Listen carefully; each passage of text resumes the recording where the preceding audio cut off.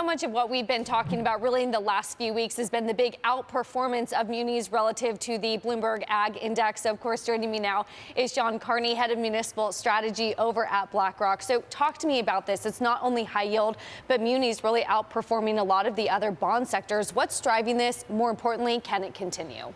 It can continue, Taylor, and it's a good point. Munis have had a very good run, not only contained to this year, but as you recall, munis started to pick up in November of 2018 as interest rates started to fall, and they've been an outperformer of other fixed income asset classes while maintaining low volatility and a high credit quality.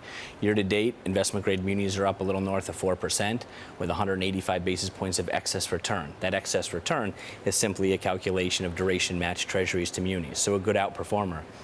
High yield munis with a little bit more duration and credit, obviously, up about 5.25.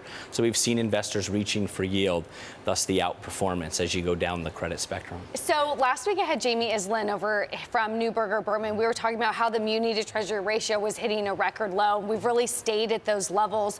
Do you see the munis trading rich relative to treasuries continuing as well? Because they look very rich. The narrative has been that munis are rich. And while I can understand that argument, I'd push back on it in the sense that it's retail that's driving trading levels today, clearing levels. So when retail, the natural buyer of the asset class, is determining where bonds trade, we can stay here for a longer period of time. If we were relying on a non-traditional buyer of the asset class to trade prices, there's a chance that we could see more volatility in prices. But as long as the natural buyer, and that being retail, is the one that's supporting today's clearing levels, we can stay at ratios that historically would read as tight or rich. Quickly here, we just have about 30 seconds. Walk me through what's driving demand. We've had inflows every single week this year. We're 5-6 months through the year. What's driving demand? It's been amazing. Retail has put in about $36.8 billion year to date.